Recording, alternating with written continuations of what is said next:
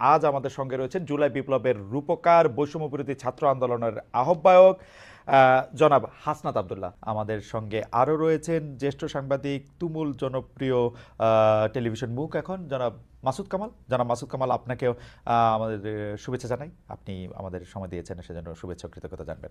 আমি আমি আমি একটি প্রশ্ন দিয়ে আসলে প্রথমে আপনাদের দুজনের কাছ থেকে জানতে চাই। আর আপনি তো আওয়ামী লীগ পুনর্বাসনের কথা বলেন, এই কথাটা এভাবে সত্য নয়। পুনর্বাসনটা কখন হয়? যখন সেই দলটা না থাকে। আওয়ামী লীগকে দেশকে নিষিদ্ধ কোনো দল এই সরকারকে আওয়ামী লীগকে নিষিদ্ধ করেছে? আমি গত দুদিন এনসিপি যে একজন নেতা হাসনাত আবদুল্লাহ, উনি সেনানিবাসে কারো একজনের সঙ্গে দেখা করে একটা স্ট্যাটাস দিয়েছিলেন, সেটা নিয়ে কথা বলেছিলাম।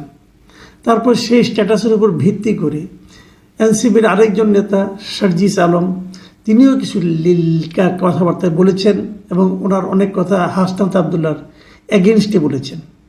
আবার এ নিয়ে এনসিপির আরও দুইজন নেতা, মানে মোটামুটি উচ্চ পর্যায়ের নেতা, আব্দুল হান্নান মাসুদ এবং নাসিরুদ্দিন পাটোয়ারি, তারাও কিছু কথা বলেছেন। এই সব মিলে এখন কিন্তু একটা জটিল অবস্থা তৈরি হয়েছে এবং এসব নিয়ে গত দুদিন আমি একাধিক কন্টেন্ট করেছি। আমি এখানে কতগুলি কথা বলি, আমি কিন্তু এই কথাটা আমিও বলেছি যে সেনাবাহিনীর ভূমিকা কিন্তু বিভিন্ন সময় বিভিন্ন রকম ছিল। আমি এই প্রসঙ্গটা এবারের প্রসঙ্গে বলতে গিয়ে বলেছিলাম যে এই যে গত কয়েক বছর যে নির্বাচনটা হয়েছিল, তখন এই সেনাবাহিনী ছিল।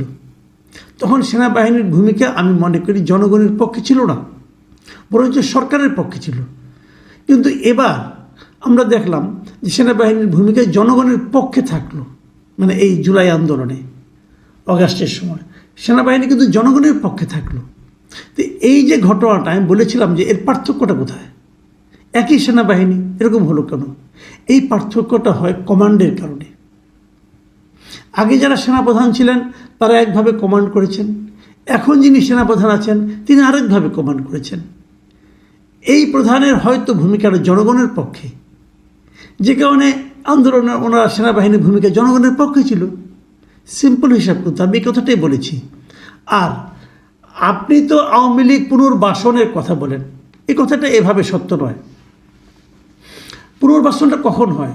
যখন সেই দলটা না থাকে। আওয়ামী লীগকে দেশকে নিষিদ্ধ কোনো দল এই সরকারকে আওয়ামী লীগকে নিষিদ্ধ করেছে? দেখুন, আমি কিন্তু ছাত্রলীগের পুনর্বাসনের কথা বলছি না, কারণ ছাত্রলীগকে এই সরকার নিষিদ্ধ করেছে।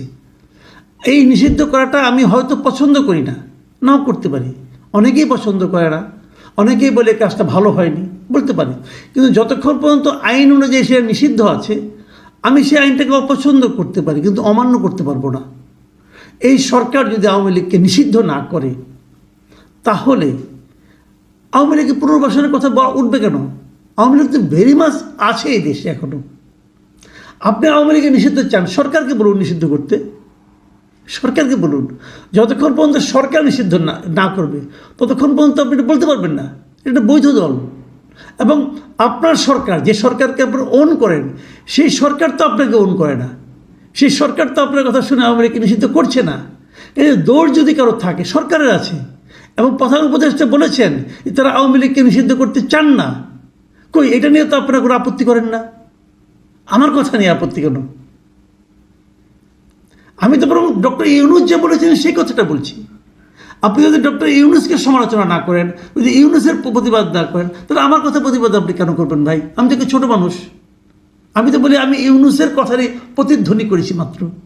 দেশে আরও বড় বড় আন্দোলন হয়েছে, সেখানেও ছাত্ররা বড় ভূমিকা রেখেছিল, কিন্তু ছাত্ররা আবার পড়াশোনায় ফিরে গিয়েছিল, নিজেদের কাজে ফিরে গিয়েছিল। আর এদেরকে সরকারে বসিয়ে অতিরিক্ত হাইলাইট করে তাদেরকে ধ্বংসের দ্বার প্রান্তে নিয়ে যাওয়া হয়েছে। তাদের অনেকেই দুর্নীতির বরপুত্রে পরিণত হয়েছে।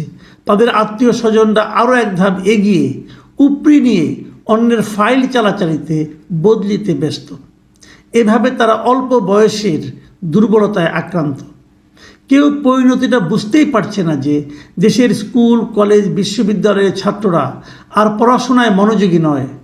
তারা এইসব দল আন্দোলন করতে, থানায় ঘুরতেই পছন্দ করছে। তারা জানে না তাদের ভবিষ্যৎ কতটা অন্ধকার।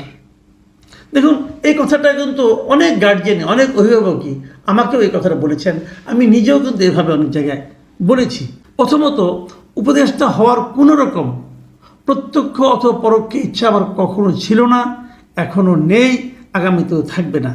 এই বিষয়টা আমি বহুবার পরিষ্কার করেছি, আজ আবারও বললাম, এবং আগামীতে আপনাদেরকে বলে রাখি, আগামীতে কখনো কোনো দিন আপনারা যদি আমাকে দেখেন যে আমি সরকারের কোনো লাভজনক পদে বেতনভুক্ত কোনো দায়িত্ব নিয়ে গিয়েছি, সেদিন আপনারা আমার নামে বাসায় একটা কুকুর পেলেন ভাই। আর কি বলবো, আমি কখনো এই কাজ করব না। আমি আজীবন সাংবাদিক এবং মৃত্যুর আগের দিন পর্যন্ত সাংবাদিকই থাকতে চাই। এবং আপনারা যদি বেঁচে থাকেন, যতদিন আমি বাঁচব, দেখবেন আপনাদের মধ্যে দলীয় ঐক্যটা আপনারা আগে স্থির করুন। আপনারা যদি শুরুতে এরকম নিজেরা কাদা ছোড়াছড়ি করেন, তাহলে আপনাদের সম্পর্কে এই দেশের মানুষ কি ভাববে? আপনারা একটা নতুন দল, আপনারা তো মানুষের মধ্যে কোনো আস্থার কোনো নমুনা দেখাতে পাচ্ছেন না। এটাই আমি বলেছি ভাই। আরেকটা কথা ওনাকে বলছি, ভাই মানুষকে সম্মান দিয়ে কথা বলুন না। এই যে তুমিও দায়ী, তুইও দায়ী, এগুলো না বললে ভালো হয়, তাই না? আপনি আজকে আমাকে বললেন, হয়তো আপনাকে কালকে 10 জন লোক বলবে, শুনতে ভালো লাগবে। একটু সম্মান দেওয়া শিখুন। মাসুদ কামাল কি সামাজিক প্ল্যাটফর্মে আওয়ামী লীগকে নেতৃত্ব দেওয়ার চেষ্টা করছেন? তিনি কি রিফাইন্ড আওয়ামী লীগ প্রতিষ্ঠা করার চেষ্টা করছেন? তিনি কি আওয়ামী লীগের বার্তা পৌঁছে দেওয়ার জন্য যোগাযোগ মাধ্যম হিসেবে কাজ করছেন? 3টা প্রশ্ন করছেন। একটা হলো আমার ব্যাপারে ইনভেস্টিগেট করতে বলেছেন কাউকে। আমি আপনাকেই বলছি ভাই, কাউকে ইনভেস্টিগেট করা দরকার, আপনি ইনভেস্টিগেট করুন। আপনি বলুন আপনি আমার ব্যাপারে কী জানতে চান, কী ইনভেস্টিগেট করতে চান। আমি একটা ওপেন বুকের মতো। যারা আমাকে চেনেন, এই সাংবাদিক জগতে যারা আমাকে চেনার অনেকেই চেনেন, আপনি প্রেস ক্লাবে যান, যে জিজ্ঞাসা করেন মাসুদ কামাল সম্পর্কে, আমি একটা ওপেন বুক। আমার সম্পর্কে কী জানতে চান বলুন, আমি আপনাকে তথ্য দেব। কী ইনভেস্টিগেট করতে চান? আওয়ামী লীগকে আমি নেতৃত্ব দিচ্ছি না, আমি জীবনে কোনোদিন আওয়ামী লীগকে ভোট দিইনি পর্যন্ত পাই, তাহলে আওয়ামী লীগকে আমি নেতৃত্ব দেবো কেন? আমি আওয়ামী লীগ করি না, আমি বিএনপিও করি না, আমি সাংবাদিকতা করি। জিনিসটা মাথায় রাখবেন। সাংবাদিক হিসেবে যেটা আমার করা প্রয়োজন সেটা আমি করি। কোনো দল, কোনো মানুষ ভুল করলে সমালোচনা করি, ভালো করলে প্রশংসা করি। কে ভালো করছে তার দিকে তাকাই না, কি ভালো করছে এটা তাকাই, কি মন্দ করছে এটা তাকাই, কে মন্দ করছে ওটা তাকাই না। আর যদি আমি ওপেন, আমি আপনাকে বললাম, আমার ব্যাপারে যদি ইনভেস্টিগেট করতে চান, আমার এখানে ইমেল অ্যাড্রেস দেওয়া আছে, লিখবেন, আমি আপনাকে সব ধরনের হেল্প করব। আমার ব্যাঙ্ক অ্যাকাউন্ট চান, সব ব্যাঙ্ক অ্যাকাউন্ট দিয়ে দেবো। আমার জীবন যেমন পরীক্ষা করুন, কোনো আপত্তি নাই ভাই আমার। আওয়ামী লীগের নেতা পরিবর্তন করার ক্ষমতা সেনাবাহিনীকে কে দিয়েছে, বা অন্য কাউকে? আবার পরিশোধিত? আপনি কি আওয়ামী লীগের সমর্থকদের মধ্যে একটা জনমত জরিপ করে দেখবেন?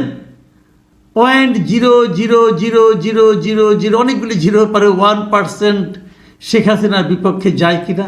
0.00 মানে একদম নগণ্য সংখ্যক, তারাও শেখ হাসিনার বিপক্ষে যাবে না। সবাই শেখ হাসিনাকেই নেতা মেনে আওয়ামী লীগ করে। তো এই যে রিফাইন্ড আওয়ামী লীগ, সেনাবাহিনীর নেতৃত্ব পরিবর্তন করতে যাচ্ছেন, এই সমস্ত অধিকার তাদের কে দিয়েছে?